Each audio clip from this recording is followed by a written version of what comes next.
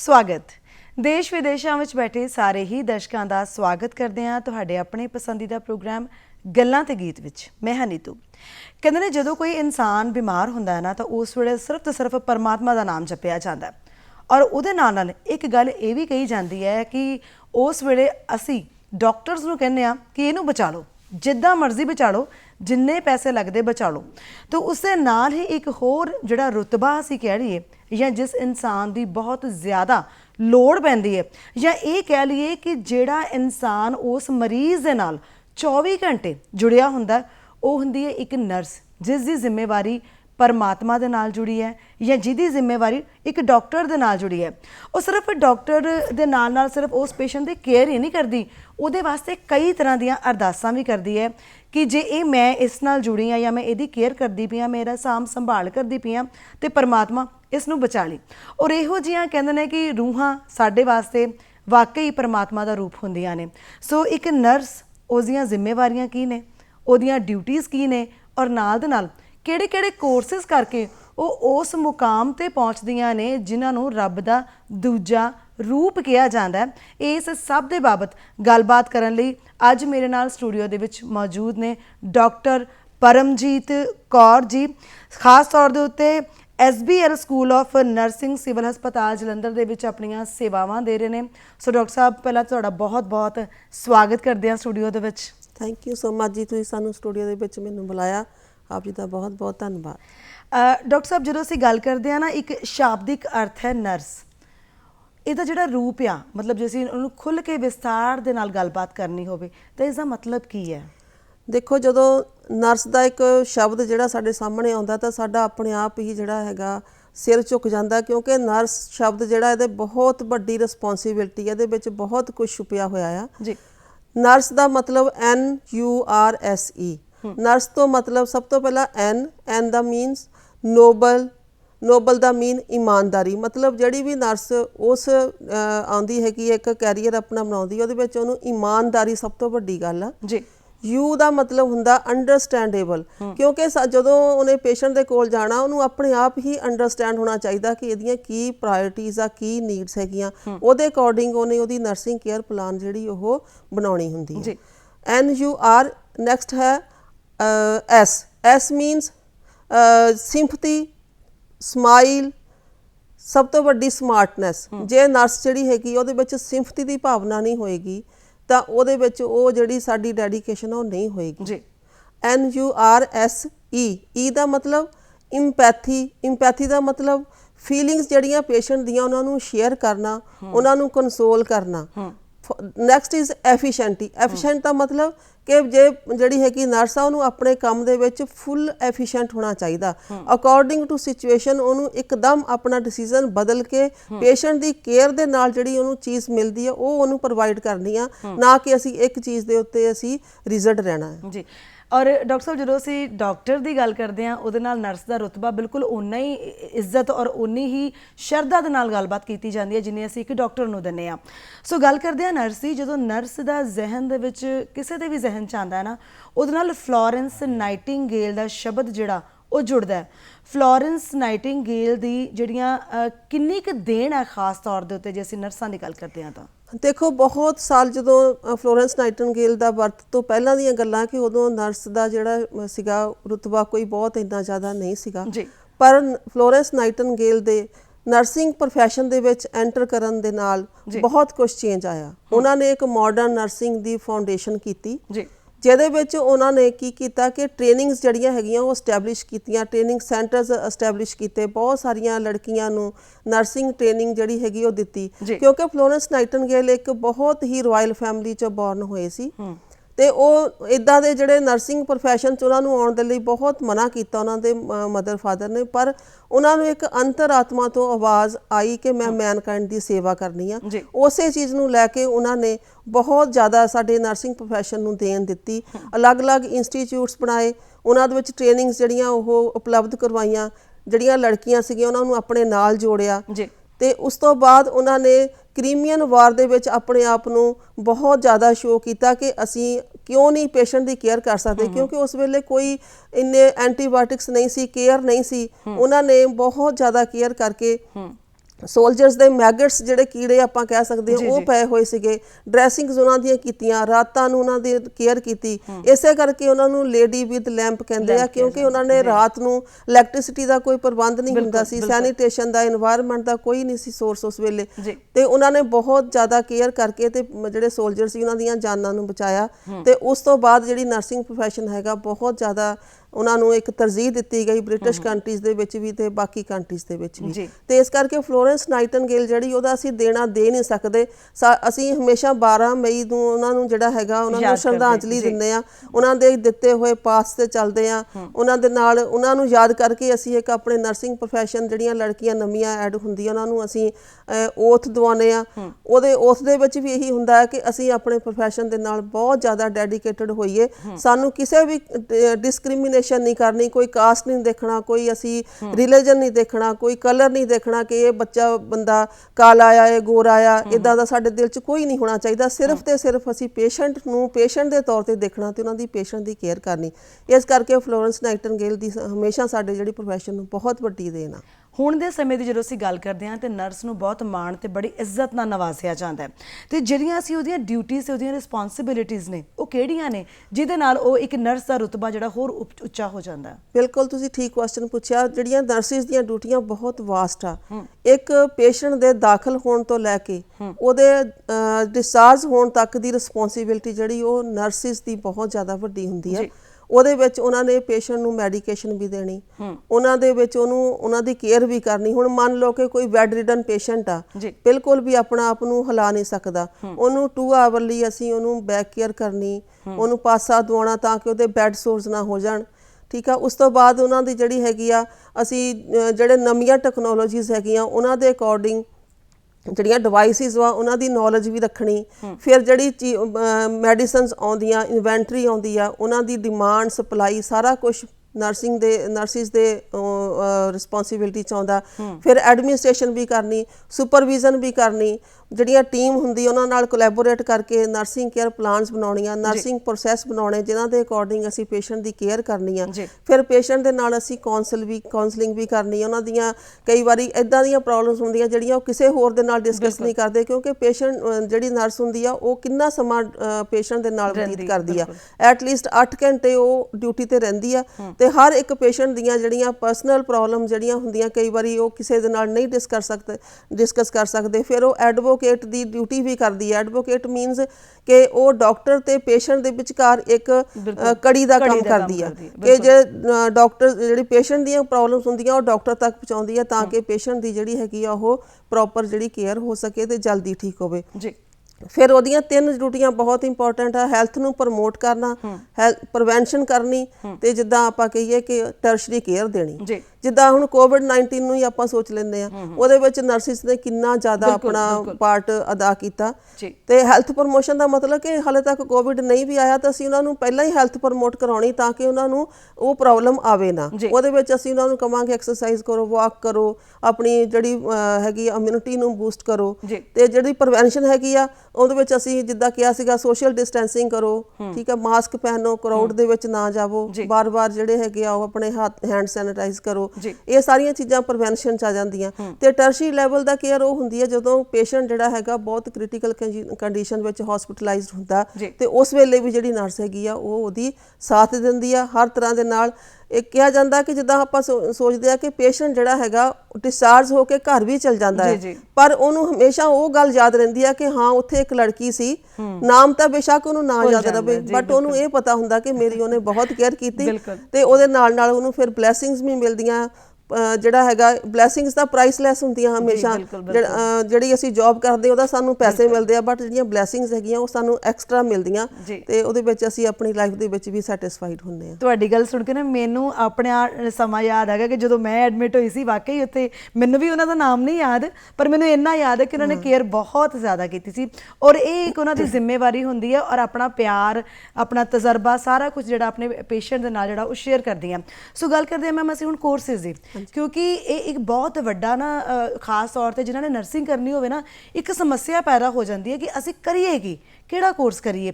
ਸ਼ੁਰੂਆਤੀ ਦੌਰ ਦੀ ਜਦੋਂ ਅਸੀਂ ਗੱਲ ਕਰਦੇ ਹਾਂ ਤੇ ਨਰਸਿੰਗ ਦਾ ਸ਼ੁਰੂਆਤੀ ਜਿਹੜਾ ਵਿਸ਼ਾ ਹੈ ਉਹ ਕਿਹੜਾ ਹੁੰਦਾ ਹੈ, ਕਹਿ ਲਈਏ ਪਹਿਲਾ ਕੋਰਸ ਜਿਹਨੂੰ ਅਸੀਂ ਕਦਮ ਰੱਖਦੇ ਹਾਂ ਨਰਸਿੰਗ ਦੇ ਵਿੱਚ, ਉਹ ਕਿਹੜਾ ਹੁੰਦਾ ਹੈ?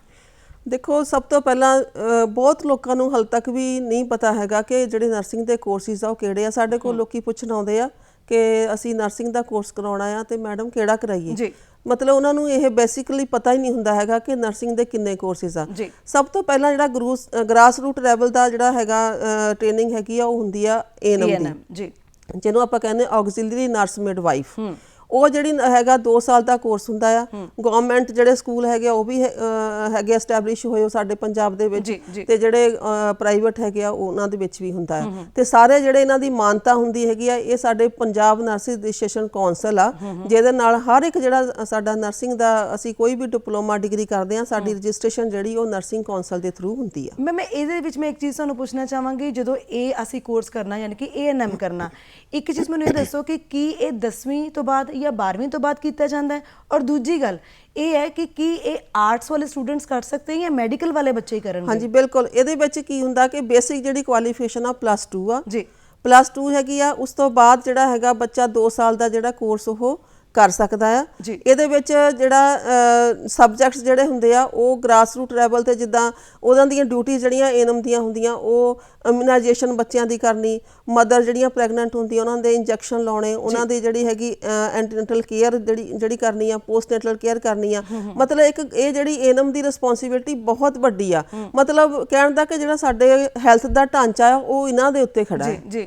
ਤੇ ਉਸ ਤੋਂ ਬਾਅਦ ਇਹ ਜਿਹੜਾ ਹੈਗਾ ਇਹ ਜੀਐਨਐਮ ਦਾ ਕੋਰਸ ਵੀ ਕਰ ਸਕਦੇ ਆ ਜੇ ਬੱਚੇ ਚਾਹੁਣ ਤਾਂ। ਅਦਰਵਾਈਜ਼ ਜੇ ਉਹਨਾਂ ਨੂੰ ਜੀਐਨਐਮ ਕਰਨ ਦੀ ਨਹੀਂ ਕੋਈ ਇੱਛਾ ਹੈਗੀ ਤਾਂ ਉਹ ਏਐਨਐਮ ਦੀ ਜਿਹੜੀ ਜੌਬ ਆ ਉਹ ਵੀ ਬਹੁਤ ਸਿਕਿਉਰ ਆ, ਬਹੁਤ ਵਧੀਆ ਆ, ਉਹ ਕਰ ਸਕਦੇ ਆ।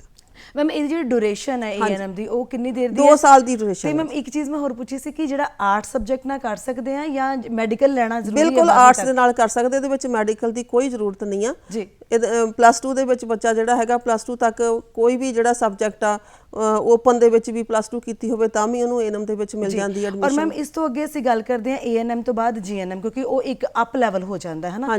ਇਹਦੇ ਵਿੱਚ ਕਿਹੜੇ ਕੋਰਸਿਸ ਨੇ ਤੇ ਡਿਊਰੇਸ਼ਨ ਜਿਹੜੀ ਹੈ ਇਹਦੀ ਕਿੰਨੇ ਸਮੇਂ ਦੀ ਹੈ? ਜੀਐਨਐਮ ਦਾ ਜਿਹੜਾ ਕੋਰਸ ਹੁੰਦਾ ਇਹ ਜੀਐਨਐਮ ਜਿਹੜਾ 3 ਸਾਲ ਦਾ ਕੋਰਸ ਆ, ਤੇ ਇਹਦੇ ਵਿੱਚ ਜਿਹੜਾ ਬੱਚਾ ਹੈਗਾ ਉਹ ਆਰਟਸ ਦੇ ਨਾਲ +2 ਕੀਤੀ ਹੋਵੇ ਤੇ ਉਹ ਜੀਐਨਐਮ ਕਰ ਸਕਦਾ। ਜਿਹੜੇ ਏਐਨਐਮ ਦੇ ਬੱਚੇ ਵੀ ਚਾਹਣ ਕਿ ਅਸੀਂ ਜੀਐਨਐਮ ਕਰਨੀ ਆ, ਉਹਨਾਂ ਵਾਸਤੇ ਵੀ 3 ਈਅਰ ਕੰਪਲੀਟ ਕਰਨੇ ਪੈਂਦੇ ਆ। ਮਤਲਬ ਜੇ ਅਸੀਂ ਏਐਨਐਮ ਕਰਕੇ ਜੀਐਨਐਮ ਕਰਨੀ ਹੈ ਤਾਂ ਪੂਰੇ 5 ਸਾਲ ਲੱਗਣਗੇ? ਬਿਲਕੁਲ 5 ਸਾਲ। ਇਹ ਨਹੀਂ ਹੈ ਕਿ ਤੁਸੀਂ 1 ਸਾਲ ਬਚ ਜਾਏਗਾ ਤੁਹਾਡਾ। ਪਹਿਲਾਂ ਸੀਗਾ ਇਸ ਤਰ੍ਹਾਂ ਕਿ 6 ਮੰਥ ਦੀ ਕਨਸੈਸ਼ਨ ਮਿਲ ਜਾਂਦੀ ਸੀ ਬੱਚਿਆਂ ਨੂੰ, ਪਰ ਹੁਣ ਜਿਹੜਾ ਆਈਐਨਸੀ ਸਾਡੀ ਜਿਹੜੀ ਇੰਡੀਅਨ ਨਰਸਿੰਗ ਕੌਂਸਲ ਆ ਉਹਨਾਂ ਨੇ ਜਿਹੜਾ ਰਿਵਾਈਜ਼ ਕੀਤਾ ਉਹਦੇ ਵਿੱਚ 3 ਸਾਲ ਪੂਰੇ ਹੀ ਕਰਨੇ ਪੈਂਦੇ ਜੀ।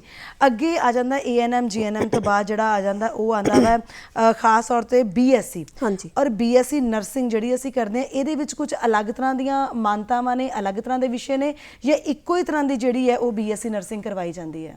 ਦੇਖੋ, ਜਿਹੜਾ ਬੀਐਸਸੀ ਹੈਗਾ ਇਹ ਵੀ 2 ਤਰ੍ਹਾਂ ਦਾ ਹੁੰਦਾ। ਇੱਕ ਬੇਸਿਕ ਬੀਐਸਸੀ ਆ, ਇੱਕ ਪੋਸਟ ਬੇਸਿਕ ਬੀਐਸਸੀ ਆ। ਪੋਸਟ ਬੇਸਿਕ ਬੀਐਸਸੀ ਜਿਹੜੀ ਹੈਗੀ ਹੈ 2 ਸਾਲ ਦਾ ਹੈਗੀ ਹੈ ਡਿਗਰੀ ਆ। ਜੀਐਨਐਮ ਤੋਂ ਬਾਅਦ ਜਿਹੜੇ ਬੱਚਿਆਂ ਨੂੰ ਚਾਹੀਦਾ ਕਿ ਅਸੀਂ ਆਪਣੀ ਗ੍ਰੈਜੂਏਸ਼ਨ ਕੰਪਲੀਟ ਕਰੀਏ ਉਹ 2 ਸਾਲ ਦੀ ਪੋਸਟ ਬੇਸਿਕ ਬੀਐਸਸੀ ਕਰ ਸਕਦੇ ਆ। ਤੇ ਜਿਹੜੀ ਹੈਗੀ ਆ ਬੇਸਿਕ ਬੀਐਸਸੀ ਉਹ 4 ਈਅਰ ਦੀ ਹੁੰਦੀ ਆ। ਉਹ ਬੱਚੇ ਕਰ ਸਕਦੇ ਆ ਜਿਨ੍ਹਾਂ ਨੇ +2 ਵਿਦ ਮੈਡੀਕਲ ਸਟਰੀਮ ਦੇ ਨਾਲ ਕੀਤੀ ਹੋਵੇ, ਉਹਨਾਂ ਨੂੰ ਹੀ ਉਹਨਾਂ ਦੇ ਨਾਲ ਜਿਹੜਾ ਹੈਗਾ ਉਹ ਡਿਗਰੀ ਹਾਸਲ ਕਰ ਸਕਦੇ ਆ। ਇਹਦੇ ਵਿੱਚ ਕੀ ਹੁੰਦਾ ਆ ਕਿ ਸਭ ਤੋਂ ਪਹਿਲਾਂ ਜਿਹੜੇ ਬਾਬਾ ਫਰੀਦ ਯੂਨੀਵਰਸਿਟੀ ਸਾਡੇ ਹੈਗੇ ਆ ਉਹਨਾਂ ਨੇ ਐਡਵਰਟਾਈਜ਼ਮੈਂਟ ਕੱਢਣੀ, ਉਸ ਤੋਂ ਬਾਅਦ ਉਹ ਜਿਹੜਾ ਹੈਗਾ ਟੈਸਟ ਹੁੰਦਾ PPMT ਜਿਹਨੂੰ ਕਹਿੰਦੇ ਆ, ਤੇ ਉਹਦੇ ਵਿੱਚ ਮੈਰਿਟ ਬਣਦੀ ਆ।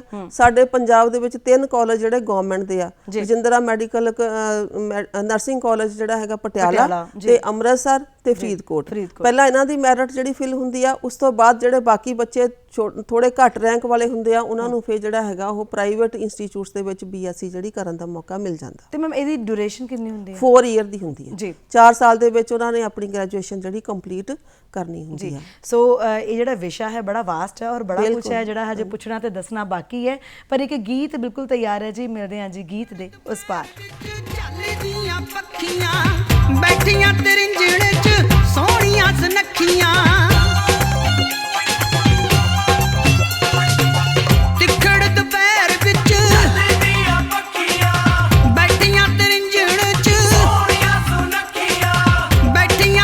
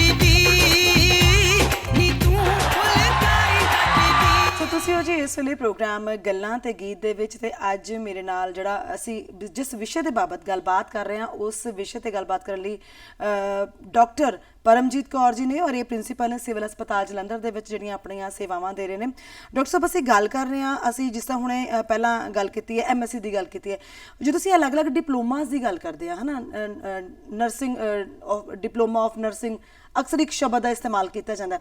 ਇਹਦੇ ਵਿੱਚ ਜਿਹੜੇ ਡਿਪਲੋਮਾਸ ਨੇ ਉਹ ਕਿੰਨੀ ਤਰ੍ਹਾਂ ਦੇ, ਕੀ ਇਹਦੀਆਂ ਅਲੱਗ-ਅਲੱਗ ਰੂਟਸ ਨੇ ਜਾਂ ਅਲੱਗ-ਅਲੱਗ ਵਿਸ਼ਿਆਂ ਦੇ ਨਾਲ ਇਹ ਡਿਪਲੋਮਾ ਕੀਤੇ ਜਾਂਦੇ ਨੇ? ਸਭ ਤੋਂ ਪਹਿਲਾਂ ਤਾਂ ਮੈਮ ਤੁਹਾਨੂੰ ਮੈਂ ਇਹ ਦੱਸਾਂਗੀ ਕਿ ਬੀਐਸਸੀ ਤੋਂ ਬਾਅਦ ਜਿਹੜਾ ਹੈਗਾ ਉਹ ਮਾਸਟਰਸ ਹੁੰਦੀ ਆ, ਐਮਐਸਸੀ ਨਰਸਿੰਗ ਜਿਹਨੂੰ ਕਹਿੰਦੇ ਆ, ਉਹਦੇ ਵਿੱਚ ਜਿਹੜੇ ਆ ਅਲੱਗ-ਅਲੱਗ ਵਿਸ਼ਿਆਂ ਤੇ ਮਾਸਟਰ ਡਿਗਰੀ ਜਿਹੜੀ ਹੈਗੀ ਆ ਉਹ ਬੱਚੇ ਕਰਦੇ ਆ, ਜਿੱਦਾਂ ਕਿ ਮੈਡੀਕਲ ਸਰਜੀਕਲ ਨਰਸਿੰਗ ਆ, ਪੀਡੀਆਟ੍ਰਿਕ ਨਰਸਿੰਗ ਆ, ਗਾਇਨੇਕੋਲੋਜੀਕਲ ਨਰਸਿੰਗ ਆ, ਸਾਈਕੈਟ੍ਰਿਕ ਨਰਸਿੰਗ ਆ, ਇਦਾਂ ਅਲੱਗ-ਅਲੱਗ ਸਬਜੈਕਟਸ ਜਿਹੜੇ ਹੈਗੇ ਆ ਉਹਨਾਂ ਦੇ ਵਿੱਚ ਮਾਸਟਰ ਡਿਗਰੀ ਕਰ ਲੈਣੀ ਆ। ਜਿਹੜੇ ਡਿਪਲੋਮਾ ਸਰਟੀਫਿਕੇਟ ਆ ਉਹਦੇ ਵਿੱਚ ਜਿੱਦਾਂ ਆਪਾਂ ਕਹੀਏ ਕਿ ਐਮਰਜੈਂਸੀ ਸਰਟੀਫਿਕੇਟ ਕਿਸੇ ਨੇ ਲੈਣਾ, ਕੋਈ ਟਰਾਮਾ ਜਿਹੜੀ ਹੈਗੀ ਆ ਟਰਾਮਾ ਦੇ ਕੇਅਰ ਦੇ ਵਿੱਚ ਸਰਟੀਫਿਕੇਟ ਲੈਣਾ, ਜਾਂ ਫਿਰ ਅਸੀਂ ਕਹਿ ਲਈਏ ਔਨਕੋਲੋਜੀ ਕੈਂਸਰ ਦੇ ਪੇਸ਼ੈਂਟ ਜਿਹੜੇ ਹੈਗੇ ਆ ਉਹਨਾਂ ਦੇ ਵਿੱਚ ਮੁਹਾਰਤ ਜਿਹੜੀ ਹੈਗੀ ਆ ਉਹ ਇੱਕ ਸਰਟੀਫਿਕੇਟ ਦੇ ਥਰੂ ਜਿਹੜਾ ਬੱਚਾ ਲੈ ਸਕਦਾ। ਫਿਰ ਉਸ ਤੋਂ ਬਾਅਦ ਜਿਹੜੀਆਂ ਹੈਗੀਆਂ ਨਿਟੋਲੋਜੀ ਨਿਊ ਬੋਰਨ ਦੀ ਕੇਅਰ ਉਹਦੇ ਵਿੱਚ ਸਰਟੀਫਿਕੇਟ, ਇਦਾਂ ਅਲੱਗ-ਅਲੱਗ ਜਿਹੜੇ ਡਿਪਾਰਟਮੈਂਟ ਹੈਗੇ ਆ ਉਹਨਾਂ ਦੇ ਵਿੱਚ ਅਲੱਗ-ਅਲੱਗ ਜਿਹੜੇ ਬੱਚੇ ਆ ਉਹ ਸਰਟੀਫਿਕੇਟ ਲੈ ਸਕਦੇ ਆ। ਇਹ ਜਿਹੜੇ ਸਰਟੀਫਿਕੇਟ ਹੁੰਦੇ ਆ ਇਹਨੂੰ ਅਸੀਂ ਡਿਪਲੋਮਾ ਸਰਟੀਫਿਕੇਟ ਕਹਿੰਦੇ ਆ, ਜਿਹੜੇ ਕਿ ਜੀਐਨਐਮ ਤੋਂ ਬਾਅਦ ਜਿਹੜਾ ਬੱਚਾ ਹੈਗਾ ਉਹ ਕਰ ਸਕਦਾ। ਉਹਦੀ ਜਿਹੜੀ ਡਿਪਲੋਮਾ ਦੀ ਜਿਹੜੀ ਬੇਸਿਕ ਕੁਆਲੀਫਿਕੇਸ਼ਨ ਉਹ ਜੀਐਨਐਮ ਆ। ਉਸ ਤੋਂ ਬਾਅਦ ਤਾਂ ਬੀਐਸਸੀ ਜਿਹੜੀ ਹੈਗੀ, ਉਸ ਤੋਂ ਬਾਅਦ ਤਾਂ ਬੱਚੇ ਐਮਐਸਸੀ ਕਰ ਲੈਂਦੇ ਆ ਸਿੱਧਾ ਹੀ, 2 ਸਾਲ ਦਾ ਉਹ ਕੋਰਸ ਹੁੰਦਾ ਆ, ਉਹ ਵੀ ਬਾਬਾ ਫਰੀਦ ਦੇ ਨਾਲ ਅਟੈਚ ਵਾ। ਠੀਕ ਆ, ਅਲੱਗ-ਅਲੱਗ ਯੂਨੀਵਰਸਿਟੀਜ਼ ਆਪਣੇ ਆਪਣੇ ਪ੍ਰੋਗਰਾਮ ਲਾਂਚ ਕਰਦੇ ਆ, ਅਲੱਗ-ਅਲੱਗ ਯੂਨੀਵਰਸਿਟੀ ਦੇ ਵਿੱਚ ਇਹ ਪ੍ਰੋਗਰਾਮ ਹੁੰਦੇ ਆ। ਤੇ ਇਸ ਕਰਕੇ ਜਿਹੜੀ ਐਮਐਸਸੀ ਨਰਸਿੰਗ ਹੈਗੀ ਆ ਇਹ 2 ਸਾਲ ਦੀ ਹੁੰਦੀ ਆ। ਇਹਦੇ ਵਿੱਚ ਬੇਸਿਕ ਕੁਆਲੀਫਿਕੇਸ਼ਨ ਜਿਹੜੀ ਉਹ ਬੀਐਸਸੀ ਨਰਸਿੰਗ ਹੋਣੀ ਚਾਹੀਦੀ ਆ, ਚਾਹੇ ਉਹ ਪੋਸਟ ਬੇਸਿਕ ਹੋਵੇ ਚਾਹੇ ਉਹ ਬੇਸਿਕ 4 ਈਅਰ ਵਾਲਾ ਹੈਗੀ ਗ੍ਰੈਜੂਏਸ਼ਨ ਹੋਵੇ, ਉਹਦੀ ਜਿਹੜੀ ਬੇਸਿਕ ਕੁਆਲੀਫਿਕੇਸ਼ਨ ਉਹ ਬੀਐਸਸੀ ਆ। ਬੀਐਸਸੀ ਤੋਂ ਬਾਅਦ ਐਮਐਸਸੀ ਕਰ ਸਕਦੇ ਆ। ਫਿਰ ਇੱਥੇ ਹੀ ਬਸ ਨਹੀਂ ਹੁੰਦੀ ਕਿ ਐਮਐਸਸੀ ਤੋਂ ਬਾਅਦ ਫਿਰ ਪੀਐਚਡੀ ਨਰਸਿੰਗ ਜਿਹੜੀ ਹੈਗੀ ਆ ਉਹ ਵੀ ਜਿਹੜੀਆਂ ਯੂਨੀਵਰਸਿਟੀਜ਼ ਕਰਵਾਉਂਦੀਆਂ, ਜਿਹਦੇ ਵਿੱਚ ਕਿਸੇ ਵੀ ਸਬਜੈਕਟ ਦੇ ਨਾਲ ਅਸੀਂ ਰਿਲੇਟਡ ਜਿਹੜੀ ਉਹ ਪੀਐਚਡੀ ਕਰ ਸਕਦੇ ਆ। ਕੋਰਸਪੋਂਡੈਂਸ ਆ, ਇਹਦੇ ਵਿੱਚ ਕੀ ਆ ਕਿ ਜਿਹੜੇ ਹੁੰਦੇ ਆ ਸਿਖਿਆਰਥੀ ਹੁੰਦੇ ਆ ਉਹ ਆਪਣਾ ਜੌਬ ਵੀ ਕਰੀ ਜਾਂਦੇ ਆ ਤੇ ਨਾਲ ਉਹ ਜਿਹੜਾ ਹੈਗਾ ਪੀਐਚਡੀ ਦਾ ਜਿਹੜਾ ਹੈਗਾ ਕੰਪਲੀਟ ਕਰ ਲੈਂਦੇ ਕੋਰਸ ਆਪਣਾ। ਤੇ ਉਹ ਜਿਹੜਾ ਹੈਗਾ ਡਾਕਟਰ ਆਫ ਫਿਲਾਸਫੀ ਨੈਚੁਰਲੀ ਆ ਕਿ ਕੋਈ ਵੀ ਜਿਹੜੀ ਨਰਸ ਹੈਗੀ ਆ ਉਹ ਡਾਕਟਰ ਉਹਦੇ ਨਾਲ ਜਿਹੜਾ ਹੈਗਾ ਉਹ ਲੱਗ ਜਾਂਦਾ, ਕਿਉਂਕਿ ਉਹਨੇ ਸਟੱਡੀ ਇੰਨੀ ਜ਼ਿਆਦਾ ਕੀਤੀ ਹੁੰਦੀ ਹੈ। ਪੀਐਚਡੀ ਤੱਕ ਪਹੁੰਚਣਾ ਤਾਂ ਬਹੁਤ ਇੱਕ ਮਿਸਾਲ ਬਣ ਜਾਂਦੀ ਹੈ। ਜਿੱਦਾਂ ਤੁਸੀਂ ਖੁਦ ਡਾਕਟਰ ਹੋ ਹਨਾ, ਉਦਾਂ ਦੇਖਿਆ ਜਾਵੇ ਤਾਂ ਕਹਿਣਾ ਜੀ ਨਰਸ ਨੇ ਹਨਾ, ਪਰ ਉਦਾਂ ਤੁਹਾਡੇ ਨਾਮ ਤੇ ਅੱਗੇ ਡਾਕਟਰ ਲੱਗਦਾ। ਮੰਨ ਲਓ ਜੇ ਕਿਸੇ ਨੇ ਏਐਨਐਮ ਜੀਐਨਐਮ ਤੋਂ ਸ਼ੁਰੂ ਕਰਕੇ ਤੁਹਾਡੇ ਪੋਸਟ ਦੇ ਉੱਤੇ ਪਹੁੰਚਣਾ, ਉਹਦੇ ਵਾਸਤੇ ਉਸ ਬੰਦੇ ਨੂੰ ਕੀ ਕੀ ਜਿਹੜੀਆਂ ਚੀਜ਼ਾਂ ਨੇ ਉਹ ਕਰਨੀਆਂ ਪੈਣਗੀਆਂ? ਦੇਖੋ, ਸਭ ਤੋਂ ਪਹਿਲਾਂ ਜਿੱਦਾਂ ਆਪਾਂ ਕੋਰਸਿਸ ਦੇ ਬਾਰੇ ਕਿਹਾ ਹੈਗਾ ਕਿ ਏਐਨਐਮ ਜੀਐਨਐਮ, ਇਸੇ ਤਰ੍ਹਾਂ ਹੀ ਮੈਂ ਸਭ ਤੋਂ ਪਹਿਲਾਂ ਜੀਐਨਐਮ ਕੀਤੀ, ਉਸ ਤੋਂ ਬਾਅਦ ਫਿਰ ਬੀਐਸਸੀ, ਫਿਰ ਉਸ ਤੋਂ ਬਾਅਦ ਐਮਐਸਸੀ, ਉਸ ਤੋਂ ਬਾਅਦ ਫਿਰ ਪੀਐਚਡੀ ਕੀਤੀ ਆ। ਮਤਲਬ ਕਾਫੀ ਸਾਲ ਲੱਗ ਜਾਂਦੇ ਆ, ਪਰ ਇਹਦੇ ਵਿੱਚ ਇਹ ਹੁੰਦਾ ਮਤਲਬ ਹੌਲੀ ਹੌਲੀ ਜਿਹਦੇ ਬੰਦੇ ਦੇ ਵਿੱਚ ਇੱਕ ਲਾਲਸਾ ਹੈਗੀ ਕਿ ਮੈਂ ਸਟੱਡੀ ਕਰਨੀ ਆ, ਮੈਂ ਨਿਊ ਲਰਨਿੰਗਸ ਲੈਣੀਆਂ ਆ, ਹਰ ਇੱਕ ਖੇਤਰ ਦੇ ਵਿੱਚ ਮੈਂ ਜਿਹੜਾ ਹੈਗਾ ਉਹ ਆਪਣੇ ਆਪ ਨੂੰ ਵਧੀਆ ਬਣਾਉਣਾ ਹੈਗਾ, ਤੇ ਇਸ ਕਰਕੇ ਮਤਲਬ ਜਿਹੜੀ ਸਟੱਡੀਜ਼ ਹੈਗੀਆਂ ਉਹ ਕੰਟੀਨਿਊ ਚੱਲਦੀਆਂ ਰਹਿੰਦੀਆਂ। ਇਹਦੇ ਵਿੱਚ ਏਜ ਦਾ ਕੋਈ ਮਤਲਬ ਇਹ ਨਹੀਂ ਹੈਗਾ ਕਿ ਮੈਂ 40 ਦਾ ਹੋ ਗਿਆ ਜਾਂ ਮੈਂ 50 ਦਾ। ਨੈਚੁਰਲੀ ਜੇ ਮੈਂ ਹੁਣ ਪੀਐਚਡੀ ਕੀਤੀ ਤਾਂ ਮੈਂ ਲਾਸਟ ਈਅਰ ਕੰਪਲੀਟ ਕੀਤੀ ਆ, ਜਿਹਦੇ ਨਾਲ ਕੀ ਆ ਕਿ ਆਪਣੇ ਆਪ ਨੂੰ ਇੱਕ ਮੋਰਲੀ ਬੰਦਾ ਬਹੁਤ ਜ਼ਿਆਦਾ ਆਪਣੇ ਆਪ ਨੂੰ ਵਧੀਆ ਲੱਗਦਾ ਹੈ ਕਿ ਮੈਂ ਇੱਕ ਇੰਨੀ ਜਿਹੜੀ ਹੈਗੀ ਆ ਸਟੱਡੀ ਕਰਕੇ ਪੀਐਚਡੀ ਤੱਕ ਪਹੁੰਚ ਗਿਆ। ਜੀ, ਜਦੋਂ ਅਸੀਂ ਨਰਸਿੰਗ ਡਿਪਲੋਮਾਸ ਦੀ ਗੱਲ ਕਰਦੇ ਹਾਂ, ਕਿਉਂਕਿ ਬੜਾ ਉਹਦੇ ਵਿੱਚ ਵੀ ਵਾਸਟ ਸਕੋਪ ਹੈਗਾ ਵਾ, ਨਰਸਿੰਗ ਡਿਪਲੋਮਾ ਜਿਹੜਾ ਕਿ ਅਲੱਗ-ਅਲੱਗ ਖੇਤਰਾਂ ਦੇ ਨਾਲ ਅਲੱਗ-ਅਲੱਗ ਵਿਸ਼ਿਆਂ ਦੇ ਨਾਲ ਜੁੜਿਆ। ਮੈਂ ਚਾਹਾਂਗੀ ਕਿ ਤੁਸੀਂ ਸਾਨੂੰ ਉਹਦੇ ਬਾਰੇ ਜ਼ਰੂਰ ਦੱਸੋ ਕਿ ਕਿਹੜੀਆਂ-ਕਿਹੜੀਆਂ ਚੀਜ਼ਾਂ ਨੇ ਉਸ ਵਿਸ਼ੇ ਦੇ ਨਾਲ ਜੁੜੀਆਂ ਨੇ, ਖਾਸ ਤੌਰ ਤੇ ਜੋ ਸਿਰਫ ਡਿਪਲੋਮੇ ਦੀ ਗੱਲ ਕਰਦੇ ਹਾਂ, ਕਿਹੜੀਆਂ-ਕਿਹੜੀਆਂ ਫੀਲਡ ਦੇ ਵਿੱਚ ਉਹ ਡਿਪਲੋਮੇ ਜਿਹੜੇ ਨੇ ਉਹ ਕਰਵਾਏ ਜਾਂਦੇ? ਜੇ ਕਿਸੇ ਆਮ ਇਨਸਾਨ ਨੇ ਕਰਨਾ ਹੋਵੇ ਤਾਂ ਕਿਹੜੀ-ਕਿਹੜੀ ਜਗ੍ਹਾ ਵੱਲ ਜਾਵੇਗਾ? ਦੇਖੋ, ਜਿਹੜਾ ਡਿਪਲੋਮੇ ਹੈਗੇ ਆ, ਜਿੱਦਾਂ ਮੈਂ ਪਹਿਲਾਂ ਵੀ ਦੱਸਿਆ ਹੈਗਾ ਕਿ ਇੱਕ ਨਰਸ ਵਾ, ਉਹਨੇ ਇੱਕ ਕੋਰਸ ਕੀਤਾ ਹੋਇਆ, ਉਸ ਤੋਂ ਬਾਅਦ ਉਹ ਆਪਣੇ ਆਪ ਨੂੰ ਅਪਗ੍ਰੇਡ ਕਰਨਾ ਚਾਹੁੰਦੀ ਆ, ਤੇ ਉਹ ਕਿਸੇ ਵੀ ਡਿਪਾਰਟਮੈਂਟ, ਜਿਵੇਂ ਕਿ ਮੈਂ ਦੱਸਿਆ ਔਨਕੋਲੋਜੀ ਆ, ਐਮਰਜੈਂਸੀ ਆ, ਟਰਾਮਾ ਆ, ਓਟੀ ਆ, ਆਪਰੇਸ਼ਨ ਥੀਏਟਰ ਜਿਹੜਾ ਹੈਗਾ ਉਹਦੇ ਵਿੱਚ ਐਫੀਕੇਸੀ ਜੇ ਲੈਣੀ ਹੋਵੇ ਉਹ ਇੱਕ ਸਰਟੀਫਿਕੇਟ ਦਾ ਕੋਰਸ ਕਰ ਸਕਦੀ ਹੈ। ਫਿਰ ਉਸ ਤੋਂ ਬਾਅਦ ਜਿਹੜਾ ਹੈਗਾ ਉਹ ਗਾਇਨੀ ਦੇ ਵਿੱਚ ਵੀ ਡਿਪਲੋਮਾ ਕਰ ਸਕਦੀ ਹੈ। ਮੈਟਰਨਿਟੀ ਜਿਹੜੇ ਹੈਗੇ ਆ ਪ੍ਰੈਗਨੈਂਟ ਲੇਡੀਜ਼ ਨੂੰ ਜਿਹੜੇ ਡੀਲ ਕਰਦੇ ਆ ਡਿਪਾਰਟਮੈਂਟ, ਠੀਕ ਆ। ਇਸੇ ਤਰ੍ਹਾਂ ਹੀ ਅਲੱਗ-ਅਲੱਗ ਜਿਹੜੀਆਂ ਹੈਗੀਆਂ ਟਰਾਮਾ ਕੇਅਰ ਸੈਂਟਰ ਅੱਜ ਕੱਲ ਬਹੁਤ ਇੰਪੋਰਟੈਂਟ ਆ, ਕਿਉਂਕਿ ਐਕਸੀਡੈਂਟਸ ਬਹੁਤ ਜ਼ਿਆਦਾ ਹੁੰਦੇ ਆ ਤੇ ਇਹ ਜਿਹੜੇ ਪੇਸ਼ੈਂਟ ਹੈਗੇ ਆ ਉਹ ਐਕਸੀਡੈਂਟ ਦੇ ਨਾਲ ਜਦੋਂ ਆਉਂਦੇ ਆ ਨੈਚੁਰਲੀ ਉੱਥੇ ਟੀਮ ਵਰਕ ਹੁੰਦਾ ਆ। ਉਹਦੇ ਵਿੱਚ ਇੱਕ ਉਹ ਪਰਸਨ ਦੀ ਬਹੁਤ ਜ਼ਰੂਰਤ ਹੁੰਦੀ ਹੈ ਜਿਹੜਾ ਸਿਖਿਆਰਥੀ ਜਿਹੜਾ ਹੈਗਾ ਉਹਦੇ ਵਿੱਚ ਬਹੁਤ ਜ਼ਿਆਦਾ ਟੈਲੈਂਟਡ ਹੋਵੇ, ਕਿਉਂਕਿ ਜਿਹੜਾ ਟਰਾਮਾ ਹੁੰਦਾ ਹੈਗਾ ਉਹਦੇ ਵਿੱਚ ਕਿਸੇ ਤਰ੍ਹਾਂ ਦੀ ਵੀ ਕੋਈ ਐਮਰਜੈਂਸੀ ਕ੍ਰੀਏਟ ਹੋ ਸਕਦੀ ਆ। ਈਵਨ ਕਿ ਜਿਹੜੀਆਂ ਨਰਸਿਸ ਹੁੰਦੀਆਂ ਇੰਟੂਬੇਟ ਵੀ ਕਰ ਸਕਦੀਆਂ ਆ ਤੇ ਇਸ ਕਰਕੇ ਜਿਹੜੀਆਂ ਸਰਟੀਫਿਕੇਟਸ ਹੈਗੀਆਂ ਇਹ ਵੀ ਕਾਫੀ ਹੱਦ ਤੱਕ ਫਿਊਚਰ ਦੇ ਵਿੱਚ ਵਧੀਆ ਇੱਕ ਬਣਾ ਦਿੰਦੇ ਆ। ਹਾਂਜੀ ਬਿਲਕੁਲ ਕਰਦੇ ਆ ਜੀ। ਤੇ ਜਦੋਂ ਅਸੀਂ ਗੱਲ ਕਰਦੇ ਹਾਂ ਖਾਸ ਤੌਰ ਦੇ ਉੱਤੇ ਭਾਰਤ ਦੀ ਨਰਸਿੰਗ ਕਰਕੇ, ਆਪਣੇ ਭਾਰਤ ਦੇ ਵਿੱਚ ਇੱਕ ਨਰਸ ਦੇ ਵਾਸਤੇ ਕੀ ਸਕੋਪ ਨੇ? ਦੇਖੋ ਨਰਸਿੰਗ ਦੇ ਵਿੱਚ ਕਾਫੀ ਸਕੋਪ ਆ ਇੰਡੀਆ ਦੇ ਵਿੱਚ। ਜਦੋਂ ਇੱਕ ਜਿਹੜੀ ਹੈਗੀ ਆ ਲੜਕੀ ਆ ਉਹ GNM ਕਰਦੀ ਆ, GNM ਕਰਨ ਤੋਂ ਬਾਅਦ ਉਹ ਇੱਕ ਗਵਰਨਮੈਂਟ ਜੌਬ ਉਹਨੂੰ ਮਿਲ ਜਾਂਦੀ ਆ ਜਾਂ ਉਹ ਪ੍ਰਾਈਵੇਟ ਵੀ ਜੌਬ ਕਰਦੀ ਆ, ਉਹਦੇ ਵਿੱਚ ਉਹ ਸਟਾਫਿੰਗ ਉਹਨੂੰ ਕਹਿ ਦਿੰਦੇ ਆ ਕਿ ਸਟਾਫ ਨਰਸ ਦੀ ਉਹ ਜੌਬ ਕਰਦੀ ਆ। ਸਟਾਫ ਨਰਸ ਤੋਂ ਬਾਅਦ ਉਹਦਾ ਕੁਝ ਐਕਸਪੀਰੀਅੰਸ ਵਿੱਚ ਕਾਊਂਟ ਹੋ ਜਾਂਦਾ, ਫਿਰ ਉਹ ਜਿਹੜੀ ਹੈਗੀ nursing sister the promote as a promote ਹੋ ਜਾਂਦੀ ਆ। ਨਰਸਿੰਗ ਸਿਸਟਰ ਤੋਂ ਬਾਅਦ ਫਿਰ ਉਹ ਮੇਟਰਨ, ਨਰਸਿੰਗ ਸੁਪਰਡੈਂਟੈਂਟ, ਡਿਪਟੀ ਨਰਸਿੰਗ ਸੁਪਰਡੈਂਟੈਂਟ, ਈਵਨ ਕਿ ਜਿਹੜੇ ਹੈਗੇ ਆ ਡਿਪਟੀ ਡਾਇਰੈਕਟਰ ਦੀ ਸਾਡੀ ਪੋਸਟ ਵੀ ਹੈਗੀ ਆ ਤੇ ਡਾਇਰੈਕਟਰ ਦੀ ਪੋਸਟ ਵੀ ਹੈਗੀ ਆ। ਇੱਥੋਂ ਤੱਕ ਕਿ ਜਿੱਦਾਂ ਹੁਣ ਮਿਲਟਰੀ ਹੈਲਥ ਨਰਸਿੰਗ ਆ ਉਹਦੇ ਵਿੱਚ ਕਈ ਬੱਚੇ ਚਲ ਜਾਂਦੇ ਆ, ਜਾਂ ਫਿਰ ਜਿੱਦਾਂ ਸ਼ਿਪ ਨਰਸਿੰਗ ਹੁੰਦੀ ਆ, ਸਪੇਸ ਨਰਸਿੰਗ ਹੁੰਦੀ ਆ, ਜਿੱਦਾਂ ਐਸਟਰੋਨੌਟਸ ਹੁੰਦੇ ਆ ਉਹਨਾਂ ਦੀ ਕੇਅਰ ਦੇ ਲਈ ਜਿਹੜੀ ਹੈਗੀ ਆ ਇੱਕ ਸਪੈਸ਼ਲ ਉਹਨਾਂ ਨੂੰ ਟ੍ਰੇਨਿੰਗ ਦਿੱਤੀ ਜਾਂਦੀ ਆ। ਫਿਰ ਉਸ ਤੋਂ ਬਾਅਦ ਇਹ ਜਿਹੜਾ ਹੈਗਾ ਇਹ ਟਰਾਮਾ ਨਰਸਿੰਗ ਆ, ਠੀਕ ਆ। ਫਿਰ ਨੈਟੋਲੋਜੀ ਨਰਸਿੰਗ ਆ, ਕਾਰਡੀਓਵਾਸਕੂਲਰ ਨਰਸਿੰਗ ਹੈਗੀ। ਉਹਦੇ ਵਿੱਚ ਸਾਰੀਆਂ ਚੀਜ਼ਾਂ ਜਿਹੜੀਆਂ ਹੈਗੀਆਂ ਉਹ ਬਹੁਤ ਸਕੋਪ ਹੈਗੇ ਆ। ਜਿਹੜਾ ਇੱਕ ਨਰਸ ਹੈਗੀ ਉਹ ਕਿਤੇ ਵੀ ਆਪਣਾ ਜਿਹੜਾ ਫਿਊਚਰ ਆ ਉਹ ਬ੍ਰਾਈਟ ਕਰ ਸਕਦੀ ਆ। ਜੀ ਮੈਮ, ਜਦੋਂ ਅਸੀਂ ਗੱਲ ਕਰਦੇ ਨਾ ਤੁਸੀਂ ਅਲੱਗ-ਅਲੱਗ ਵਿਸ਼ਿਆਂ ਦੀ ਗੱਲ ਕੀਤੀ ਹੈ ਨਾ ਕਿ ਅਸੀਂ ਜਿਹੜੇ ਡਿਪਲੋਮਾਸ ਨੇ ਉਹ ਅਲੱਗ-ਅਲੱਗ ਫੀਲਡ ਦੇ ਵਿੱਚ ਜਾ ਕੇ ਕਰ ਸਕਦੇ ਆ। ਇਹ ਜ਼ਰੂਰੀ ਹੈ ਕਿ ਜਿਸ ਫੀਲਡ ਦੇ ਵਿੱਚ ਜਿਹੜਾ ਡਿਪਲੋਮਾ ਕੀਤਾ ਹੈ ਉਸ ਨਰਸ ਨੂੰ ਉਹਦੇ ਵਿੱਚ ਹੀ ਜੌਬ ਮਿਲੇਗੀ? ਦੇਖੋ ਇੱਕ ਚੀਜ਼ ਤਾਂ ਪੱਕੀ ਹੈਗੀ ਆ ਕਿ ਜੇ ਉਹ ਜਿਹੜੀ ਨਰਸ ਵਾ ਜੇ ਉਹਨੇ ਕਿਸੇ ਚੀਜ਼ ਦੇ ਵਿੱਚ ਮੁਹਾਰਤ ਹਾਸਲ ਕੀਤੀ, ਉਹ ਕਿਸੇ ਖਾਸ ਸਬਜੈਕਟ ਦੇ ਵਿੱਚ, ਤਾਂ ਉਹ ਉਹਦਾ ਕੰਮ ਵਧੀਆ ਕਰੂਗੀ ਤੇ ਨੈਚੁਰਲੀ ਆ ਕਿ ਜੇ ਉਹਦਾ ਕੰਮ ਵਧੀਆ ਹੋਏਗਾ ਤਾਂ ਉਸ ਸਬਜੈਕਟ ਦੇ ਵਿੱਚ ਉਹਨੂੰ ਹਰ ਇੱਕ ਦੀ ਡਿਮਾਂਡ ਹੋਏਗੀ। ਜੇ ਉਹ ਕਿਸੇ ਹੋਰ ਸਬਜੈਕਟ ਦੇ ਵਿੱਚ ਕਰਕੇ ਕਿਸੇ ਹੋਰ ਡਿਪਾਰਟਮੈਂਟ ਜਾਂਦੀ ਹੈ ਉੱਥੇ ਉਹਨੂੰ ਥੋੜਾ ਸਮਾਂ ਲੱਗਦਾ, ਕਰ ਤਾਂ ਲਊਗੀ ਬਟ ਜਿਹੜੀ ਉਹਨੂੰ ਐਕਚੁਅਲੀ ਐਕਸਪੀਰੀਅੰਸ ਹੋਇਆ ਹੁੰਦਾ ਆਪਣੀ ਸਟੱਡੀ ਦੇ ਵਿੱਚ ਉਹ ਉੱਥੇ ਉਹ ਅਪਲਾਈ ਕਰ ਸਕਦੀ ਹੈ।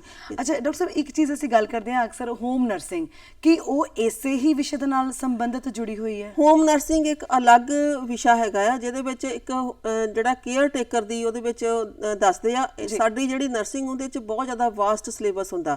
ਹੋਮ ਨਰਸਿੰਗ ਦੇ ਵਿੱਚ ਉਹਨਾਂ ਨੇ ਇੱਕ ਫਿਕਸਡ ਦਾਇਰਾ ਕਰ ਦਿੱਤਾ ਕਿ ਤੁਸੀਂ ਘਰ ਦੇ ਵਿੱਚ ਪੇਸ਼ੈਂਟ ਦੀ ਕੇਅਰ ਕਿੱਦਾਂ ਕਰਨੀ ਆ, ਕੀ ਉਹਨੂੰ ਛੋਟੀਆਂ-ਮੋਟੀਆਂ ਪ੍ਰੋਬਲਮਸ ਆ ਜਾਣ ਤਾਂ ਤੁਸੀਂ ਉਹਦੀ ਜਿਹੜੀ ਹੈਗੀ ਆ ਉਹ ਪ੍ਰੋਪਰ ਵੇ ਦੇ ਨਾਲ ਕੇਅਰ ਕਰ ਸਕੋ। ਜਿਹੜਾ ਇਹ ਇੱਕ ਨਰਸਿੰਗ ਤੋਂ ਅਲੱਗ ਹਟ ਕੇ ਆ, ਮਤਲਬ ਇਹਦੇ ਵਿੱਚ ਅਸੀਂ ਜਿਹੜਾ ਨਰਸਿੰਗ ਦਾ ਅਸੀਂ ਸਿਲੇਬਸ ਇੰਨਾ ਪੜ੍ਹਦੇ ਹਾਂ ਹੋਮ ਨਰਸਿੰਗ ਦੇ ਵਿੱਚ ਨਹੀਂ ਹੁੰਦਾ। ਉਹਦੇ ਵਿੱਚ ਬੇਸਿਕ ਜਿਹੜੀਆਂ ਚੀਜ਼ਾਂ ਹੈਗੀਆਂ ਉਹ ਐਡ ਹੁੰਦੀਆਂ ਹੋਮ ਨਰਸਿੰਗ ਦੇ ਵਿੱਚ, ਬਟ ਜਿਹੜਾ ਸਾਡਾ ਨਰਸਿੰਗ ਦਾ ਹੈਗਾ ENM ਤੋਂ ਲੈ ਕੇ PhD ਤੱਕ ਉਹਦੇ ਵਿੱਚ ਉਹ ਸਿਲੇਬਸ ਜਿਹੜਾ ਬਹੁਤ ਜ਼ਿਆਦਾ ਵਾਸਟ ਹੈ। ਜੀ, ਇੱਕ ਸਮਾਂ ਸੀ ਜਦੋਂ ਘਰ ਦੇ ਕਹਿੰਦੇ ਸੀ ਅੱਛਾ ਨਰਸ ਅਸੀਂ ਨਹੀਂ ਬਣਾਉਣਾ ਆਪਣੀ ਕੁੜੀ ਨੂੰ। ਅੱਜ ਲੋਕ ਨਰਸ ਬਣਾਉਣ ਦੇ ਵਾਸਤੇ ਤਰਸਦੇ ਨੇ ਕਿ ਕੁੜੀ ਨੂੰ ਜਿਹੜੀ ਆ ਸਰਕਾਰੀ ਸੀਟ ਮਿਲ ਜਾਵੇ ਤਾਂ ਜ਼ਿਆਦਾ ਵਧੀਆ ਹੈ ਨਾ।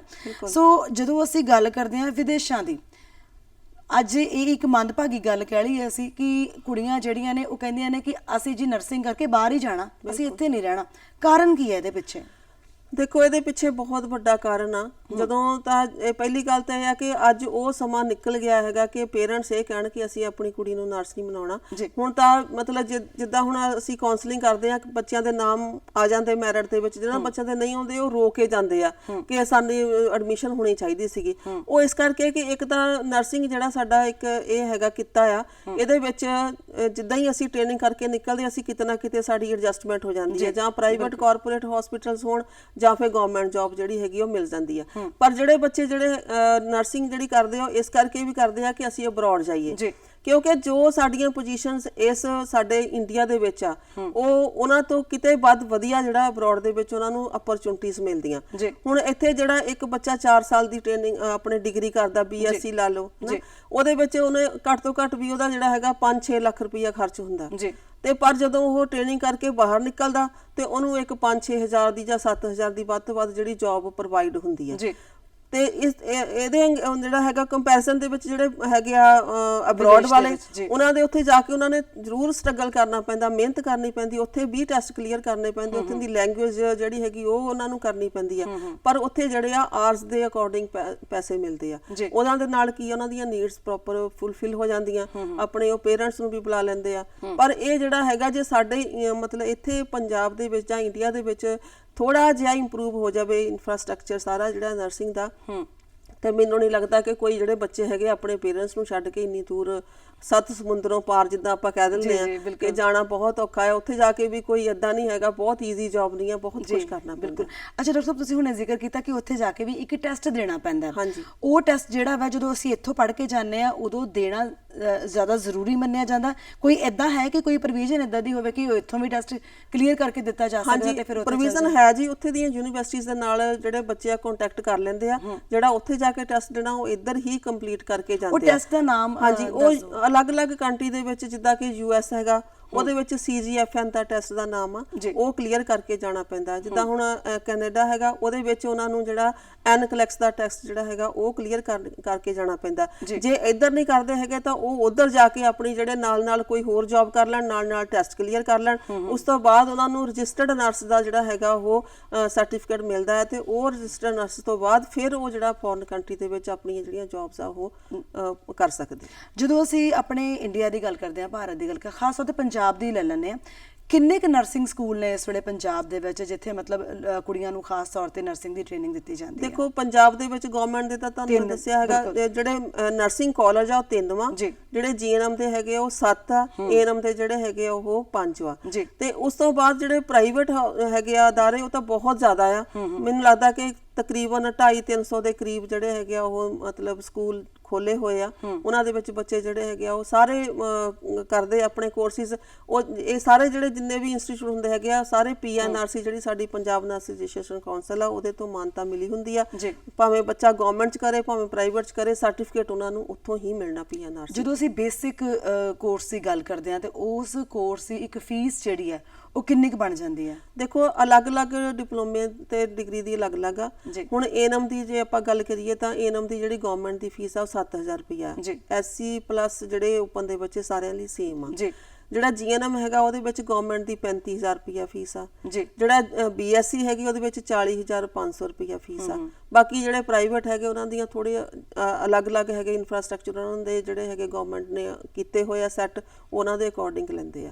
ਤੇ ਇਹ ਸਾਰਾ ਚੀਜ਼ਾਂ ਜਿਹੜੀਆਂ ਹੈਗੀਆਂ ਉਹ MSc ਦੇ ਵਿੱਚ ਵੀ 1,25,000 ਵਾ। ਏਦਾਂ ਸਟੱਡੀ ਜਿਹੜੀ ਉਹ ਕਾਫੀ ਕਾਸਟਲੀ ਪੈ ਜਾਂਦੀ ਹੈ। ਜਦੋਂ ਅਸੀਂ ਆਮ ਸਟੱਡੀ ਕਰਦੇ ਹਾਂ ਉਹਦੇ ਤੋਂ ਥੋੜੀ ਜੀ ਮਹਿੰਗੀ ਪੈ ਜਾਂਦੀ ਹੈ। ਅੱਛਾ, ਕਦੇ ਹੁਣ ਇਦਾਂ ਤਾਂ ਨਹੀਂ ਹੁੰਦਾ ਕਿ ਪੇਰੈਂਟਸ ਨੂੰ, ਕਿਉਂਕਿ ਤੁਹਾਡਾ ਜਿਹੜਾ ਸਮਾਂ ਸੀ ਉਹ ਹੋਰ ਸੀ, ਤੁਹਾਡੇ ਪਰਿਵਾਰ ਦੇ ਵਿੱਚੋਂ ਵੀ ਤੁਹਾਡੀ ਸਿਸਟਰ ਨੇ ਜਿਵੇਂ ਪਹਿਲਾਂ ANM ਕੀਤੀ, ਫਿਰ ਤੁਸੀਂ ਅੱਗੇ GNM ਕੀਤੀ, ਖਾਸ ਤੌਰ ਦੇ ਉੱਤੇ ਜਦੋਂ ANM ਤੇ GNM ਦੇ ਵਿੱਚ ਅਸੀਂ ਫਰਕ ਮਹਿਸੂਸ ਕਰਦੇ ਹਾਂ, GNM ਤੇ ANM ਦੀਆਂ ਅਲੱਗ-ਅਲੱਗ ਡਿਊਟੀਆਂ ਨੇ ਜਾਂ ਡਿਊਟੀਆਂ ਸੇਮ ਨੇ ਦੋਨਾਂ ਦੀਆਂ? ਬਿਲਕੁਲ ਅਲੱਗ-ਅਲੱਗ ਆ ਜੀ। ਜਿਹੜਾ ANM ਦਾ ਜਿਹੜੀਆਂ ਜੌਬ ਰਿਸਪੌਂਸਿਬਿਲਟੀਜ਼ ਆ ਉਹ ਇੱਕ ਗ੍ਰਾਸ ਰੂਟ ਲੈਵਲ ਦੀਆਂ ਆ। ਜਿੱਦਾਂ ਸਬ ਸੈਂਟਰ ਆ, ਵਿਲੇਜ ਵਾ, ਜਾਂ 1000 ਦੀ ਪਾਪੂਲੇਸ਼ਨ ਤੇ ਜਾਂ 5000 ਦੀ ਪਾਪੂਲੇਸ਼ਨ ਤੇ ਇੱਕ ANM ਦਾ ਸਬ ਸੈਂਟਰ ਹੁੰਦਾ ਆ। ਉਹਨਾਂ ਨੇ ਉਹਦੇ ਅਕੋਰਡਿੰਗ ਜਿਹੜੀਆਂ ਪਿੰਡਾਂ ਦੇ ਵਿੱਚ ਪ੍ਰੋਗਰਾਮ ਚੱਲਦੇ ਆ, ਜਿੱਦਾਂ ਨੈਸ਼ਨਲ ਪ੍ਰੋਗਰਾਮਸ ਆ, ਉਹਨਾਂ ਨੇ ਕੰਟਰੀਬਿਊਟ ਕਰਨਾ।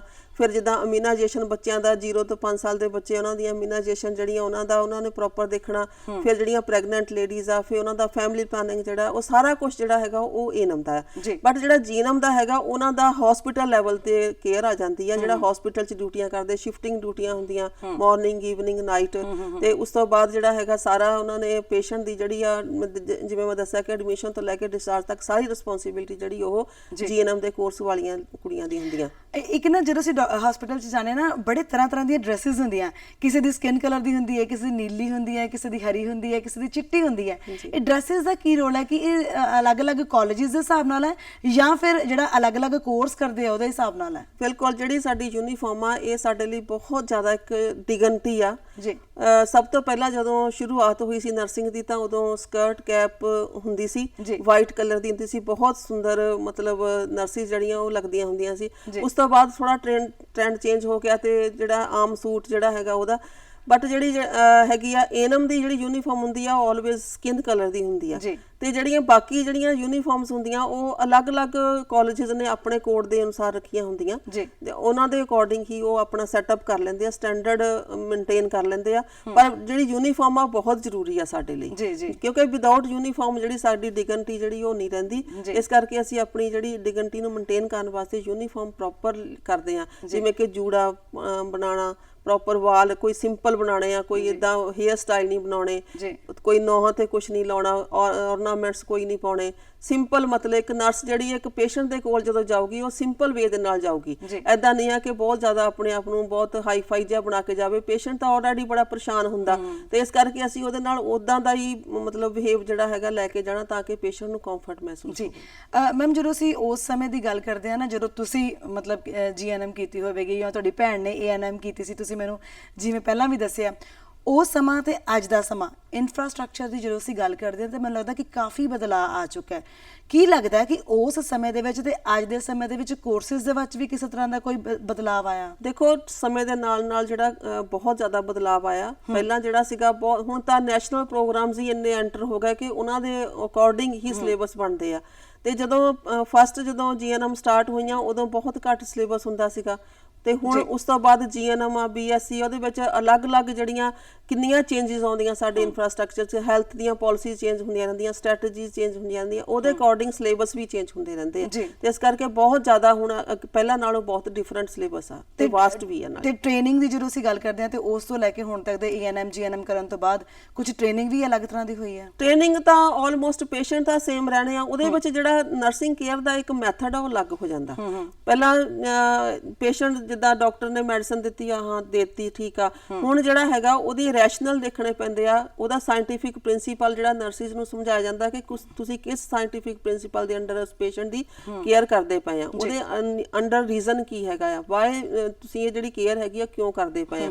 ਉਹ ਸਾਰਾ ਚੀਜ਼ਾਂ ਜਿਹੜੀਆਂ ਰੀਜ਼ਨਿੰਗ ਤੇ ਉੱਤੇ ਡਿਪੈਂਡ ਕਰਦੀਆਂ। ਇਸ ਕਰਕੇ ਸਾਰਾ ਕੁਝ ਹੁਣ ਜਿਹੜਾ ਹੈਗਾ ਉਹ ਕਾਫੀ ਚੇਂਜ ਹੋਇਆ ਜੀ। ਤੇ ਜਦੋਂ ਅਸੀਂ ਗੱਲ ਕਰਦੇ ਹਾਂ ਖਾਸ ਤੌਰ ਦੇ ਉੱਤੇ ਬਹੁਤ ਵਾਰੀ ਇਦਾਂ ਵੀ ਹੁੰਦਾ ਨਾ, ਅਸੀਂ ਦੇਖਦੇ ਹਾਂ ਕਿ ਡਾਕਟਰ ਦੀ ਜਦੋਂ ਅਵੇਲੇਬਿਲਿਟੀ ਨਹੀਂ ਹੁੰਦੀ ਤਾਂ ਇੱਕ ਨਰਸ ਦੀ ਜਿਹੜੀ ਜ਼ਿੰਮੇਵਾਰੀ ਹੈ ਡਾਕਟਰ ਦੇ ਐਬਸੈਂਟ ਦੇ ਵਿੱਚ ਉਹ ਕੀ ਬਣਦੀ ਹੈ ਜੇ ਜਿਹੜਾ ਸਾਡਾ ਪੇਸ਼ੈਂਟ ਆ ਉਹ ਬਹੁਤ ਜ਼ਿਆਦਾ ਕ੍ਰਿਟੀਕਲ ਕੰਡੀਸ਼ਨ ਦੇ ਵਿੱਚ ਹੈ ਤਾਂ? ਬਿਲਕੁਲ ਮੈਡਮ, ਜਦੋਂ ਕਈ ਵਾਰੀ ਕੀ ਹੁੰਦਾ ਕਿ ਡਾਕਟਰ ਕਾਫੀ ਬਿਜ਼ੀ ਹੁੰਦੇ ਆ ਜਾਂ ਓਟੀ 'ਚ ਚਲੇ ਜਾਂਦੇ ਆ ਜਾਂ ਵਾਰਡ ਦੇ ਵਿੱਚ ਪੇਸ਼ੈਂਟ ਹੁਣ ਕ੍ਰਿਟੀਕਲ ਕੰਡੀਸ਼ਨ 'ਚ ਹੋ ਗਿਆ, ਸਾਨੂੰ ਕੁਛ ਮੈਡੀਸਿਨਸ ਦੇਣ ਦਾ ਅਧਿਕਾਰ ਵਾ ਜਿਹੜੀਆਂ ਅਸੀਂ ਵਾਈਟਲ ਮੈਡੀਸਿਨਸ ਜਿਹੜੀਆਂ ਦੇ ਸਕਦੇ ਆ ਪੇਸ਼ੈਂਟ ਦੀ ਜਾਨ ਨੂੰ ਬਚਾਉਣ ਲਈ। ਇਸ ਕਰਕੇ ਡਾਕਟਰ ਦੇ ਆਉਣ ਤੋਂ ਪਹਿਲਾਂ ਅਸੀਂ ਜਿਹੜਾ ਪੇਸ਼ੈਂਟ ਹੈਗਾ ਉਹਨੂੰ ਅਸੀਂ ਰਿਵਾਈਵ ਕਰ ਸਕਦੇ ਆ, ਉਹਨੂੰ ਅਸੀਂ ਮੈਡੀਸਿਨਸ ਪ੍ਰਸਕ੍ਰਾਈਬ ਜਿਹੜੀਆਂ ਐਮਰਜੈਂਸੀ ਡਰੱਗਸ ਆ ਉਹ ਦੇ ਸਕਦੇ ਆ ਤਾਂ ਕਿ ਪੇਸ਼ੈਂਟ ਦੀ ਜਾਨ ਜਿਹੜੀ ਉਹ ਬਚਾਈ ਜਾ ਸਕੇ। ਇੱਕ ਵਾਰੀ ਦੀ ਐਗਜ਼ਾਮਪਲ ਮੈਂ ਤੁਹਾਨੂੰ ਦਿੰਦੀ, ਮੇਰੀ ਲਾਈਫ ਦੀ ਗੱਲ ਆ ਕਿ ਇੱਕ ਪੇਸ਼ੈਂਟ ਸੀਗਾ, ਕੋਈ ਬਜ਼ੁਰਗ ਸੀਗੇ, ਉਹਨਾਂ ਦੀ ਪ੍ਰੋਸਟੇਟੈਕਟਮੀ ਜਿਹੜੀ ਪੇਸ਼ੈਂਟ ਮੇਲ ਪੇਸ਼ੈਂਟ ਦਾ ਆਪਰੇਸ਼ਨ ਹੁੰਦਾ ਇਹ ਉਹ ਹੋਇਆ ਸੀਗਾ। ਉਸ ਤੋਂ ਬਾਅਦ ਰਾਤ ਨੂੰ ਨਾ ਉਹ ਪੇਸ਼ੈਂਟ ਦਾ ਜਿਹੜਾ ਯੂਰਿਨਰੀ ਬਲੈਡਰ ਸੀਗਾ ਉਹ ਕਾਫੀ ਬਲੱਡ ਦੇ ਨਾਲ ਫਿਲ ਹੋ ਗਿਆ ਤੇ ਪੇਸ਼ੈਂਟ ਦਾ ਜਿਹੜਾ ਬੀਪੀ ਪਲਸ ਆ ਉਹ ਅਨਰਿਕਾਰਡੇਬਲ ਹੋ ਗਿਆ। ਜਦੋਂ ਪੇਸ਼ੈਂਟ ਦੇ ਰਿਲੇਟਿਵ ਆਏ ਮੇਰੇ ਕੋਲ, ਮੈਂ ਜਦ ਜਾ ਕੇ ਦੇਖਿਆ ਤੇ ਬੜਾ ਉਹਦਾ ਮਤਲਬ ਕਾਫੀ ਪਰਸਪੀਰੇਸ਼ਨ ਹੋ ਰਹੀ ਸੀ, ਸਵੈਟਿੰਗ ਹੁੰਦੀ ਪਈ ਸੀ। ਮੈਂ ਫਟਾਫਟ ਉਹਨੂੰ ਜੋ ਮੈਡੀਸਨ ਸੀਗੀਆਂ ਮੈਕਸਲ ਵਗੈਰਾ ਜਾਂ ਜੋ ਵੀ ਮੇਰੇ ਮਨ ਚ ਉਸ ਵੇਲੇ ਆਇਆ ਮੈਂ ਫਟਾਫਟ ਉਹ ਲਗਾਤੀਆਂ। ਤੇ ਉਸ ਵੇਲੇ ਕੀ ਹੁੰਦਾ ਸੀ ਕਿ ਫੋਨ ਤਾਂ ਹੁੰਦੇ ਨਹੀਂ ਸੀ, ਕਾਲ ਲਿਖ ਕੇ ਡਾਕਟਰ ਨੂੰ ਭੇਜਣੀ ਪੈਂਦੀ ਸੀ ਜਦ ਤੱਕ ਪਰਸਨ ਨੇ ਜਾਣਾ ਵਾਪਸ ਆਉਣਾ। ਜਦ ਤੱਕ ਡਾਕਟਰ ਆਏ ਜਿਹੜਾ ਪੇਸ਼ੈਂਟ ਸੀ ਆਪਣੇ ਆਪ ਨੂੰ ਠੀਕ ਫੀਲ ਕਰ ਰਿਹਾ ਸੀਗਾ ਤੇ ਉਹਨਾਂ ਨੇ ਡਾਕਟਰ ਨੂੰ ਹੱਥ ਜੋੜ ਕੇ ਕਿਹਾ ਜੀ ਸਾਡਾ ਮਰੀਜ਼ ਤੁਸੀਂ ਬਚਾ ਲਿਆ ਜਾਂ ਕਿੱਦਾਂ। ਤੇ ਡਾਕਟਰ ਸਾਹਿਬ ਨੇ ਇਹ ਗੱਲ ਕਹੀ ਕਿ ਨਹੀਂ, ਮੈਂ ਨਹੀਂ ਬਚਾਇਆ, ਇਸ ਕੁੜੀ ਨੇ ਬਚਾਇਆ ਕਿ ਮੇਰੇ ਆਉਣ ਤੋਂ ਪਹਿਲਾਂ ਉਹਨੇ ਸਾਰਾ ਕੁਝ ਕਰ ਦਿੱਤਾ ਸੀਗਾ। ਕੋਈ ਗੱਲ ਨਹੀਂ, ਪੇਸ਼ੈਂਟ ਤੁਹਾਡਾ ਠੀਕ ਆ, ਬਿਲਕੁਲ ਕੋਈ ਪਰੇਸ਼ਾਨੀ ਨਹੀਂ। ਮਤਲਬ ਇਦਾਂ ਦੀਆਂ ਐਗਜ਼ਾਮਪਲਾਂ ਬਹੁਤ ਹੁੰਦੀਆਂ ਕਿ ਕਈ ਵਾਰੀ ਸਾਨੂੰ ਆਪਣੇ ਲੈਵਲ ਤੇ ਪੇਸ਼ੈਂਟ ਦੀ ਜਿਹੜੀ ਹੈਗੀ ਆ ਉਹ ਮੈਡੀਸਿਨਸ ਪ੍ਰਸਕ੍ਰਾਈਬ ਕਰਨੀਆਂ ਪੈਂਦੀਆਂ ਇਨ ਦਾ ਐਬਸੈਂਸ ਆਫ ਡਾਕਟਰ। ਸੋ ਇੱਕ ਅਸੀਂ ਡਿਊਟੀਆਂ ਦੀ ਵੀ ਗੱਲ ਕਰ ਲਈ, ਪਰ ਜਦੋਂ ਅਸੀਂ ਅਵੇਅਰਨੈਸ ਦੀ ਗੱਲ ਕਰਦੇ ਹਾਂ ਖਾਸ ਤੌਰ ਦੇ ਉੱਤੇ ਨਰਸਿਸ ਦੀ, ਤਾਂ ਉਹਦੇ ਵਿੱਚ ਜਾਣੇ ਸਾਡੇ ਦਰਸ਼ਕਾਂ ਨੂੰ ਕੀ ਕਹਿਣਾ ਚਾਹੁੰਦੇ ਹੋ ਤੁਸੀਂ? ਦੇਖੋ, ਸਮਾਂ ਬਦਲ ਗਿਆ। ਮੈਂ ਸਾਰੇ ਜਿਹੜੇ ਹੈਗੀਆਂ ਨਰਸਿਸ ਹੈਗੀਆਂ ਉਹਨਾਂ ਨੂੰ ਇੱਕ ਐਡਵਾਈਸ ਕਰਦੀ ਆ, ਰਿਕੁਐਸਟ ਕਰਦੀ ਆ ਕਿ ਆਪਣੀ ਡਿਗਨਿਟੀ ਨੂੰ ਮੇਨਟੇਨ ਕਰਨ ਤੇ ਆਪਣੇ ਜਿਹੜਾ ਹੈਗਾ ਆਪਣੇ ਵਿੱਚ ਇੱਕ ਇਦਾਂ ਦੀ ਇੱਕ ਫੀਲਿੰਗ ਲੈ ਕੇ ਆਉਣ ਕਿ ਅਸੀਂ ਪੇਸ਼ੈਂਟ ਦੀ ਜੇ ਕੇਅਰ ਕਰਨੀ ਆ ਤਾਂ ਆਪਣੇ ਮਨ ਤੋਂ ਕਰੀਏ ਤਾਂ ਕਿ ਅਸੀਂ ਪੇਸ਼ੈਂਟ ਸਾਡੇ ਸਾਹਮਣੇ ਹਿਊਮਨ ਬੀਇੰਗ ਹੁੰਦਾ ਆ। ਸਮਝ ਲਓ ਕਿ ਸਾਡਾ ਆਪਣਾ ਕੋਈ ਰਿਸ਼ਤੇਦਾਰ ਹੋਵੇ ਤਾਂ ਅਸੀਂ ਉੱਤੇ ਜਾਨ ਦੇ ਦਿੰਦੇ ਆ ਤਾਂ ਇਹ ਵੀ ਸਾਡੇ ਇੱਕ ਰਿਸ਼ਤੇਦਾਰ ਹੁੰਦੇ ਆ। ਇਸ ਕਰਕੇ ਸਾਨੂੰ ਉਹਨਾਂ ਦੀ ਕੇਅਰ ਜਿਹੜੀ ਉਹ ਬਹੁਤ ਪ੍ਰੋਪਰ ਵੇ ਦੇ ਨਾਲ ਕਰਨੀ ਚਾਹੀਦੀ ਹੈ ਤਾਂ ਕਿ ਅਸੀਂ ਕਿਸੇ ਦੀ ਜਾਨ ਬਚਾ ਸਕੀਏ ਤੇ ਸਾਨੂੰ ਸਾਰੀ ਜ਼ਿੰਦਗੀ ਉਹ ਬਲੈਸਿੰਗਸ ਦੇਵੇ। ਤੇ ਬਸ ਇਹੀ ਮੈਂ ਕਹਾਂਗੀ। ਜੀ, ਸੋ ਬਹੁਤ ਚੰਗਾ ਲੱਗਾ ਤੁਹਾਡੇ ਨਾਲ ਗੱਲਬਾਤ ਕਰਕੇ ਔਰ ਤੁਸੀਂ ਸਾਡੇ ਸਟੂਡੀਓ ਦੇ ਵਿੱਚ ਆਇਆ ਔਰ ਮੈਨੂੰ ਲੱਗਦਾ ਕਿ ਬਹੁਤ ਸਾਰੇ ਇਹੋ ਜਿਹੇ ਲੋਕ ਜਿਹੜੇ ਇਸ ਗੱਲ ਤੋਂ ਅਵੇਸਲੇ ਨੇ ਜਾਂ ਕਹਿ ਲਈਏ ਅਸੀਂ ਪਿੰਡਾਂ ਦੇ ਖਾਸ ਤੌਰ ਦੇ ਉੱਤੇ ਲੋਕ ਉਹ ਵੀ ਇਸ ਚੀਜ਼ ਨੂੰ ਸਮਝ ਚੁੱਕੇ ਹੋਣਗੇ ਕਿ ਵਾਕਈ ਬਹੁਤ ਸਾਰੀਆਂ ਰਿਸਪੌਂਸਿਬਿਲਿਟੀਜ਼ ਬਹੁਤ ਸਾਰੀਆਂ ਡਿਊਟੀਜ਼ ਜਿਹੜੀਆਂ ਨੇ ਉਹ ਇੱਕ ਨਰਸੀਆਂ ਹੁੰਦੀਆਂ ਨੇ। ਸੋ ਬਹੁਤ ਚੰਗਾ ਲੱਗਾ ਤੁਹਾਡੇ ਨਾਲ ਗੱਲਬਾਤ ਕਰਕੇ। ਧੰਨਵਾਦ ਜੀ ਤੁਹਾਡਾ। Thank you so much. ਖੁਸ਼ੀਆਂ ਦੇ ਨਾਲ ਵੇੜਾ ਭਰਿਆ